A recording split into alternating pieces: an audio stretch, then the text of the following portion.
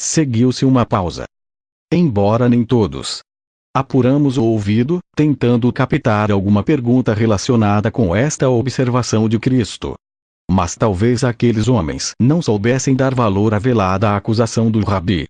E a voz de Jesus, entremeada com o ruído da água, continuou assim: deveríeis ter lavado o pó dos vossos pés antes de vos sentardes para tomar o alimento comigo. Além disso, quero fazer este serviço para ilustrar um novo mandamento que vos vou dar. Não houve mais comentários, durante o tempo que o Galileu levou para lavar os pés dos seus amigos mais íntimos, 36 minutos ao todo. Só os seus passos, o sucessivo ajoelhar-se em volta da mesa em que o ruído das mãos na água da bacia foram os únicos registros gravados no módulo. Concluída a operação, Jesus de Nazaré voltou para o seu divã. O ranger da madeira sob os seus pés foi desta vez mais lento e suave, como se as abluções o tivessem acalmado. Pouco depois, a sua potente voz soou clara e cálida. Compreendeis o que vos fiz? Silêncio. Acrescentou em tom condescendente. Chamais-me Rabi. Dizeis bem, pois o sou. Então, se o mestre vos lavou os pés, por que vos negais a lavar-vos uns aos outros? Que lição deveis aprender desta atitude? Que o mestre vos fez com tanto prazer um serviço que vos negastes a fazer mutuamente. Em verdade vos digo que o servo não é maior do que o seu senhor. Nem é o enviado maior do que aquele que o enviou. Vistes qual tem sido a forma do meu serviço em vida. Bendito seja quem tiver a graciosa valentia de fazer outro tanto. Mas, por que sois tão lentos a aprender que o segredo da grandeza no reino do Espírito nada tem a ver com os métodos do mundo material? Quando cheguei a esta sala, não só vos recusáveis a lavar os pés uns aos outros, como também, além disso, discutíeis sobre quem deve ocupar os lugares de honra em torno da mesa. Essas honras são os fariseus, e as crianças, que as buscam. Mas não será assim entre os mensageiros do reino celestial. Será que não sabeis que não pode haver lugar de preferência na minha mesa? Não compreendeis que vos amo a cada um de vos como aos outros? O lugar mais próximo de mim pode não significará nada em relação ao vosso lugar no reino dos céus. Não ignorais que os reis dos gentios têm poder e majestade sobre os súditos e que até são chamados benfeitores. No reino dos céus não será assim. Se algum de vos quiser ter a referência, que saiba renunciar ao privilégio da idade. E se outro deseja ser chefe, que se torne servidor. Quem é maior? O que se senta para comer ou o que serve? Não é o primeiro que é considerado o mais importante. Mas, no entanto, vede que eu estou entre vos como aquele que serve. Em verdade vos digo que se agirdes assim, fazendo comigo a vontade do meu Pai, então, sim, tereis um lugar ao meu lado, no poder. Quando Jesus acabou, parei o gravador, alertando o absorto general para as cenas que iríamos ouvir e que dão uma nova luz às confusas explicações dos evangelistas acerca de Judas e da sua traição. Perto das 8 horas daquela noite de quinta-feira, 6 de abril do ano 30 da nossa era, 1 hora, mais ou menos depois do início da histórica última ceia, os sensíveis receptores instalados no berço registraram uma série de passos e o agudo lamento dos gonzos da porta a abrir-se. Aqueles sons correspondiam à primeira saída dos discípulos do cenáculo. Eram os gêmeos, Tiago e Judas de Alfeu, que iam ao andar de baixo buscar parte da ceia. Lembro-me muito bem dos seus rostos, extraordinariamente tristes. O regresso à sala foi marcado por um segundo ranger da porta, por mais passos sobre o assoalho, pelo bater de pratos e pelo alegre ruído da água e do vinho sendo servidos.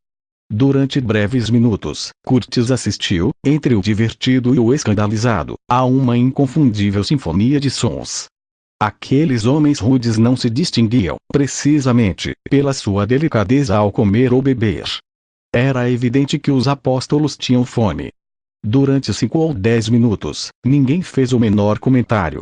Mas, pouco a pouco, no meio do segundo prato, começaram a surgir algumas graças acerca do cordeiro assado.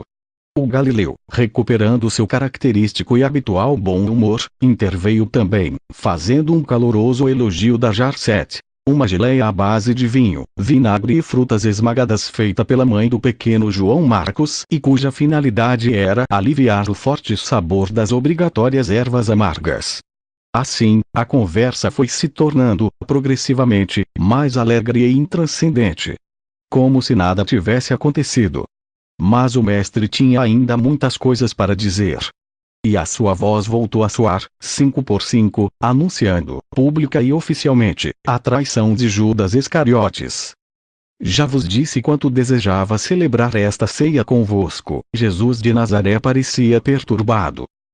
E sabendo de que forma as forças demoníacas das trevas conspiraram para levar à morte o Filho do Homem, tomei a decisão de cear convosco, nesta sala secreta e um dia antes da Páscoa, os discípulos, a julgar pelos estalidos esporádicos das suas línguas, pelo barulho dos ossos ao serem atirados para os pratos e por um ou outro generoso arroto, continuavam comendo, mais atentos, ao que parecia, aos deliciosos manjares do que às frases proféticas do Rabi. Dado que amanhã, a esta mesma hora, já não estarei convosco. O dramático anúncio de Cristo deve ter sido captado por alguns apóstolos porque, de repente, a movimentação da ceia diminuiu. E o silêncio tornou-se mais intenso. Disse-vos repetidas vezes, continuou o Nazareno, que tenho de voltar para o Pai. Agora é chegada a minha hora, embora não fosse necessário que um de vos me traísse, entregando-me aos meus inimigos. Depois destas palavras a ausência de sons foi tal que Curtis chegou a perguntar se tinha havido alguma falha na transmissão. Neguei com a cabeça. Pela primeira vez, os amigos do Galileu, alertados pelo próprio Rabi, começavam a tomar consciência da existência de um renegado no seio do grupo. Aquilo foi tão grave e inesperado que precisaram de vários minutos para reagir. Por fim, um após outro, timidamente, fizeram a mesma pergunta. Serei eu? Intencionalmente, a fim de que o general reparasse no que estava prestes a acontecer, fui contando e identificando a origem das sucessivas perguntas. Ao chegar ao 11º serei eu. Todos sem resposta por parte do Nazareno, parei o gravador. Você notou, disse-lhe eu, que Judas foi o único que não perguntou. É óbvio, retorquiu Curtis. Judas Iscariotes, embora traidor, não era burro. Observe o que vem a seguir, liguei o gravador e, depois do 11º serei eu. Surgiu a voz de Cristo, repetindo parte do que já expusera antes. É preciso que eu vá ao Pai.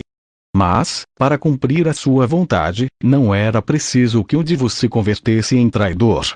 Isto é fruto da maldade de um ser que não conseguiu amar a verdade, que falso é o orgulho que precede a queda espiritual. Um velho amigo, que até agora, come o meu pão, está desejoso de me trair. Até mesmo agora, reiterou Galileu, dando uma ênfase especial às suas palavras, que mete a sua mão no prato juntamente com a minha. A esta nova alocução seguiram-se murmúrios e um ou outro repetitivo serei eu. Mas o mestre não respondeu. Os comentários entre os discípulos generalizaram-se e foi esta, com quase toda a certeza, a razão de nenhum dos 11 ter prestado atenção a um imediato e lacônico diálogo entre os Judas Iscariotes e Jesus. No meio daquele marasmo de opiniões, Judas, reclinado à esquerda do mestre, perguntou, por sua vez, ainda que num tom dificilmente perceptível pelos outros. Serei eu.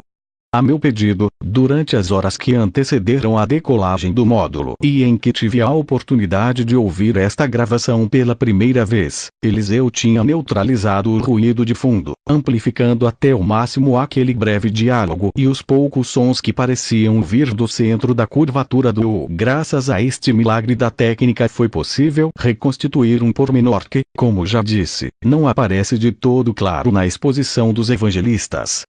Uma vez feita a pergunta de Judas, o Rabi mergulhou um pedaço de pão no prato de ervas que tinha à sua frente, oferecendo ao traidor. Segundos depois de perceber o ranger do pão partindo-se no fundo de madeira do prato, Jesus, também a meia voz, respondeu com seu fatídico: Tu disseste. Não houve silêncio ou qualquer sintoma que, depois da curta conversa entre Judas Iscariotes e o Rabi, revelassem que os outros 11 tinham ouvido a confirmação definitiva da traição. Normalizada a gravação, esta apenas ofereceu uma continuação dos atropelados e confusos comentários dos apóstolos, discutindo acaloradamente acerca da identidade do hipotético renegado. É mais do que lógico que bastava que um dos que se sentavam mais perto do Galileu tivesse ouvido, para que a polêmica morresse logo. A prova disso é que, pouco depois, João Zebedeu, reclinado à direita do mestre, e num nível de audição sumamente baixo, como se a pergunta tivesse sido feita quase ao ouvido, o próprio João, ao referir-se a este episódio, especifica que se inclinou sobre o peito de Jesus, e perguntaria: quem é? Devemos saber quem é infiel à sua crença.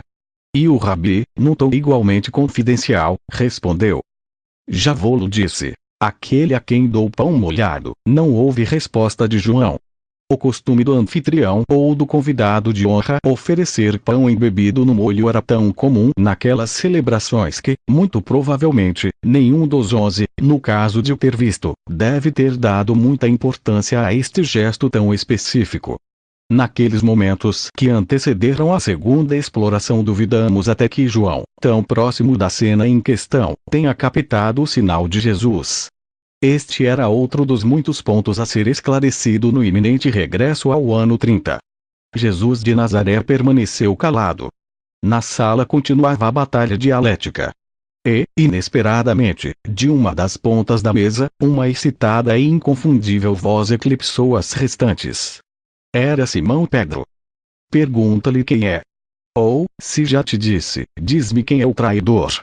Pela direção do som parecia provável que a sugestão do nervoso Galileu se tinha dirigido a João.